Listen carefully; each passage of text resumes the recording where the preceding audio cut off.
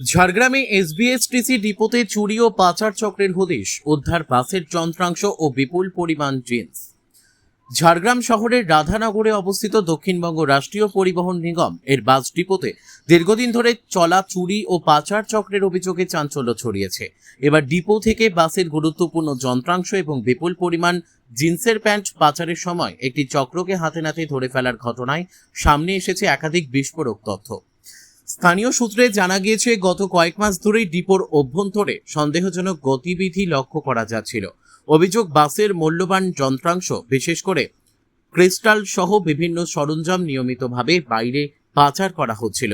এদিন লক্ষাধিক টাকার জিন্সের প্যান্ট এবং বাসের যন্ত্রাংশ সরকারি বাসে লুকিয়ে ডিপোর বাইরে নিয়ে যাওয়ার চেষ্টা করা হলে চেকিংয়ের সময় বিষয়টি ধরা পড়ে যায়। ডিপোর কর্মীদের দাবি, প্রতি শনিবার ও রবিবার ওয়ার্কশপ বন্ধ থাকার সুযোগকে কাজে লাগিয়ে দীর্ঘদিন ধরে এই পাচার চক্র সক্রিয় ছিল। সেই সময় বাসের দামি যন্ত্রাংশ গোপনে সরিয়ে নেওয়া হতো বলে অভিযোগ। ঘটনার খবর পেয়ে ঝাড়গ্রাম থানার পুলিশ দ্রুত ঘটনাস্থলে পৌঁছায়। পুলিশ ইতিমধ্যেই বেশ কিছু যন্ত্রাংশ ও অন্যান্য সামগ্রী বাজেয়াপ্ত করেছে। পাশাপাশি এই ঘটনার সঙ্গে জড়িত মূল চক্রীদের চিহ্নিত করতে তদন্ত শুরু হয়েছে। ডিপোর কর্মীদের একাংশের দাবি, এই ঘটনা কোনো বিচ্ছিন্ন ঘটনা নয়। তাদের অভিযোগ, দীর্ঘদিন ধরেই ডিপোর ভেতরে একটি সুসংগঠিত চক্র সক্রিয় রয়েছে, যারা পরিকল্পিতভাবে সরকারি সম্পত্তি পাচার করে আসছে। কর্মীদের বক্তব্য, অতীতেও একাধিকবার ডিপো থেকে মূল্যবান বাসের যন্ত্রাংশ চুরি হয়েছে। হিসাব অনুযায়ী বিভিন্ন সময়ে প্রায় 120টি বাসের ব্যাটারি সহ বিপুল পরিমাণ স্পেয়ার পার্টস রহস্যজনকভাবে উধাও হয়ে গেছে।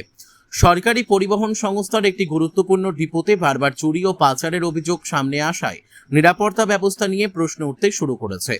সিসিটিভি ক্যামেরা এবং নিরাপত্তা রক্ষী থাকা সত্ত্বেও কিভাবে দিনের পর দিন এমন চক্র সক্রিয় থাকতে পারে তা নিয়ে ক্ষোভ প্রকাশ করেছেন কর্মী ও স্থানীয় বাসিন্দাদের একাংশ।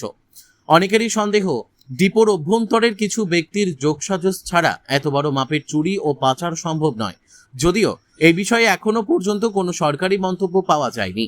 পুলিশ সূত্রে জানা গিয়েছে, সিসিটিভি ফুটেজ খতিয়ে দেখা হচ্ছে এবং উদ্ধার হওয়া সামগ্রীর উৎস ও পাচারের চক্রের নেপথ্যের ব্যক্তিদের খুঁজে বের করতে তদন্ত জোরদার করা হয়েছে।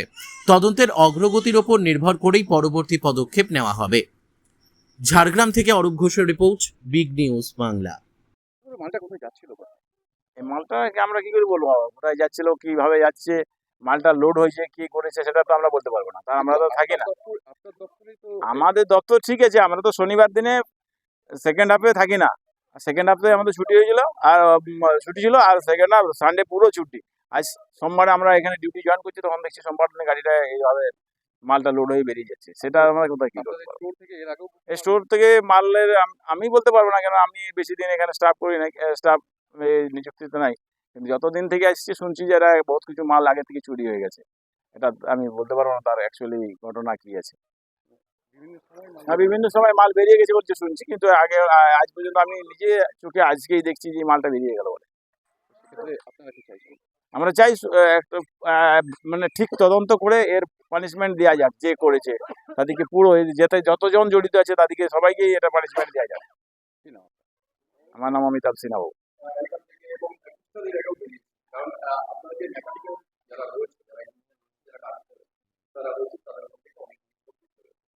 এবার সেই সম্পর্কে কোনো সুনির্দিষ্ট তথ্য আমাদের কাছে নেই। এবার আজকের ঘটনাটা যেটা, সেটা আমরা গত রাত থেকে আমরা এটার উপরে নজরদারি রেখেছিলাম এবং তারই ফলস্বরূপ আজকের ঘটনা। আজকে যারা হয়তো মনে করছে যে ক্রেডিটটা তারা নিয়ে নেওয়ার চেষ্টা করছে, কিন্তু ক্রেডিটটা পুরোপুরি সিকিউরিটি সেকশনের, এবং এই সিকিউরিটি সেকশন সচেতন বলেই আজকে এটা গেটে ধরা পড়েছে, না হলে পরে এটা গেটে ধরা পড়তো না।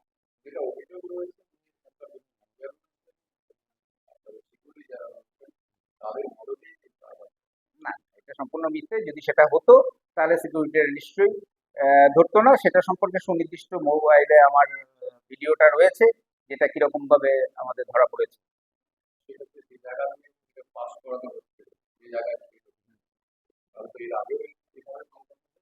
হ্যাঁ, সেই ব্যাপারটা তো আমরা সেরকম কোনো আগে কোনো প্রমাণ পাইনি বা সেরকম ভাবে খুঁজে পাইনি। এবার যেটা পেয়েছি সেটা আমরা সাথে সাথে ধরে ফেলেছি। হ্যাঁ, অভিযোগ তো প্র্যাকটিক্যালি থাকতেই পারে, এটা একটা তদন্ত সাপেক্ষ। হ্যাঁ, এটা তো আমাদের হায়ার অথরিটিকে জানিয়ে দেওয়া হয়েছে। হায়ার অথরিটি উপযুক্ত ব্যবস্থা গ্রহণ করছেন বলে আমাদেরকে আশ্বাস দিয়েছে অভিজিৎ সরকার, সিকিউরিটি ইনচার্জ এসবিএসটিসি।